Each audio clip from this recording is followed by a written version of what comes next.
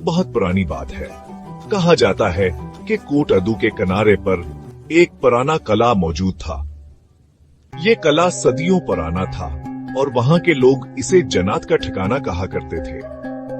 दिन के वक्त ये कला सुनसान और टूटा फूटा दिखाई देता था, लेकिन रात को अक्सर वहां से रोशनी और अजीब आवाजें सुनाई देती थी।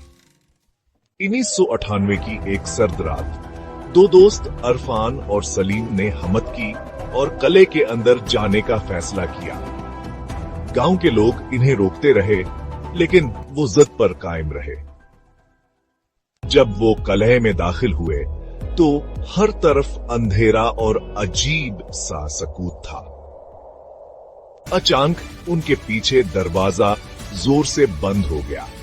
दोनों खौफजदा हो गए, मगर हिम्मत न हारी। अंदर जाते ही उन्हें दीवारों पर पुरानी तहरीरें और खून के धब्बे दिखाई दिए।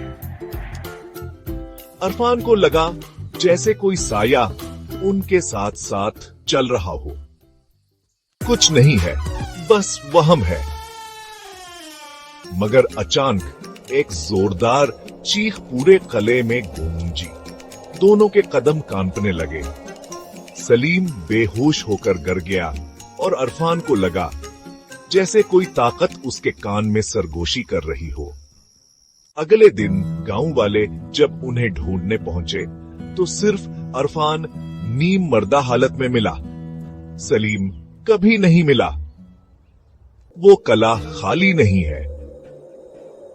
इसके बाद से आज तक कोई इस कले में रात के वक्त जाने की हिम्मत नहीं कर सका।